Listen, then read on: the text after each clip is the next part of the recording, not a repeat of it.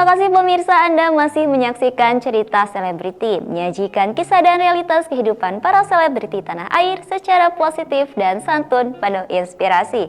Cerita selanjutnya datang dari panggung hiburan tanah air nih pemirsa, yang selalu saja menjadi magnet perhatian bagi para penggemarnya. Berikut ini cerita terupdate yang berhasil dirangkum oleh tim Cerita Selebriti hanya untuk Anda.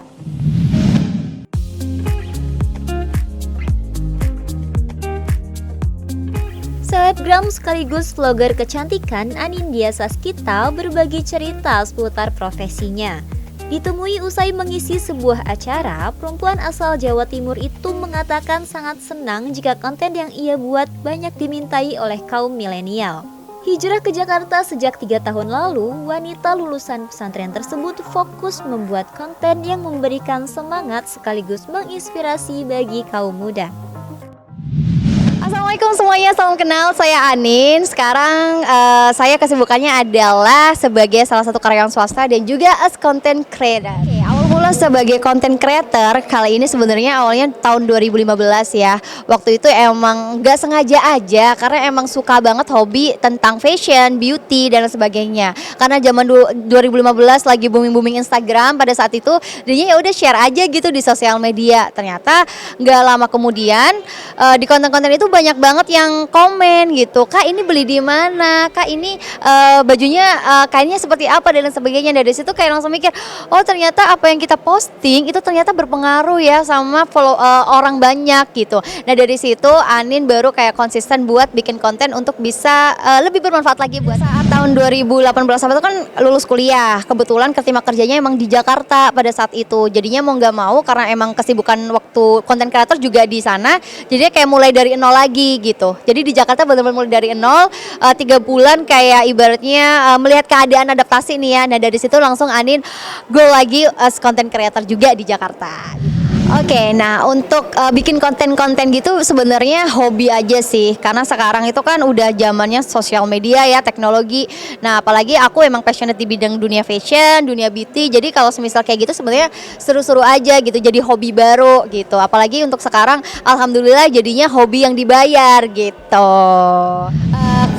Melanjutkan di dunia konten creator ya, itu sebenarnya kayak panggilan aja sih, karena ibaratnya mengisi kegiatan yang lain gitu. Karena kan Sabtu Minggu kadang udah libur gitu kan dari kerja gitu. Terus kadang Sabtu Minggu kalau misalnya nggak ngapain ya, kayaknya sayang banget nih, apalagi masih muda, apalagi kalau misalnya kita punya goalsnya yang banyak gitu kan. Jadinya dari situ Anin kayak ya udah aku harus ibaratnya do something nih, ibaratnya aku harus lebih kreatif lagi, aku harus ibaratnya melakukan sesuatu hobi aku yang mungkin bisa tetap bermanfaat juga buat banyak orang gitu, dengan melalui platform-platform sosial media seperti itu.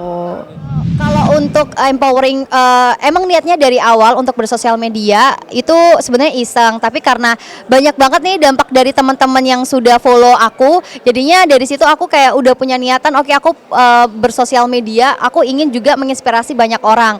Yang mungkin kita biasanya kayak banyak kan perempuan Indonesia yang mungkin kayak waktu awal dulu kita pasti ada masa-masa insecure, ada masa-masa dimana kita nggak pede, maksudnya kurang mencintai diri kita sendiri. Nah dari situ karena Anin sudah melewati itu semuanya, Anin ingin kayak memberikan sesuatu hal kepada teman-teman bahwasanya ayo gitu, jangan kita tuh terlena dengan keminderan ini, jangan kita terlena dengan keinsecurean ini gitu.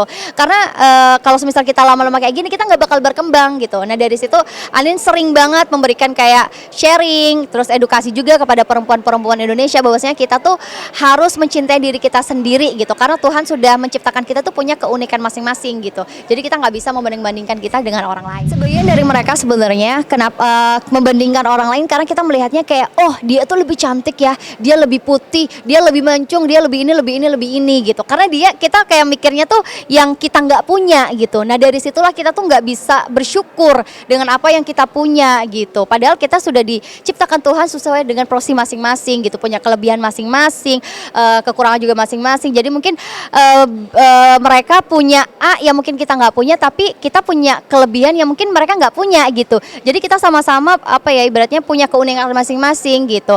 Nah dari situlah ibaratnya kita harus mengubah pola mindset dan pola pikir. Kalau semisal membanding-bandingkan itu harus kita lihat dari membanding-bandingkan yang positif. Semisal dia punya semisal punya skill ini dan sebagainya. Oh ternyata aku mungkin bisa ya mencoba untuk public speaking atau mungkin mencoba untuk kayak membuat konten dan lain sebagainya. Nah dari situ sih lebih kayak membandingkannya ke arah yang positif gitu, bukan yang negatif seperti itu. Perbedaan ya antara budaya mungkin kayak culture-nya di Gresik Surabaya dan juga di Jakarta. Sebenarnya kalau untuk aja sebenarnya nggak jauh beda. Karena di Surabaya tuh kalau untuk dunia fashion tuh benar-benar kencang banget juga.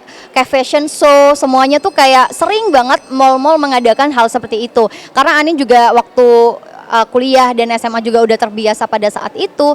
Jadinya kalau semisal di Jakarta pun jadinya kayak lebih menyesuaikan aja sih. Kalau semisal culture-nya di sini lebih kayak suka yang lebih simple gitu. Kalau semisal di sana mungkin lebih suka yang agak rame gitu ya. Mungkin Anin lebih kayak menyesuaikan yang simple tapi tetap Anin banget nih gitu. Kayak gitu sih. Oke, sebenarnya Anin berhijab itu mantepnya itu mulai SMP, tapi dari kecil TK karena Anin itu tinggalnya di dunia apa namanya kayak lebih ke Islami gitu ya. Karena Islam itu karena Gresik itu kan kota santri gitu kan. Jadinya lingkungan tuh lebih kayak agamis gitu. Jadinya udah terbiasa sih dari kecil. Tapi meskipun masih copot pakai tapi waktu mantapnya sih mulai SMP.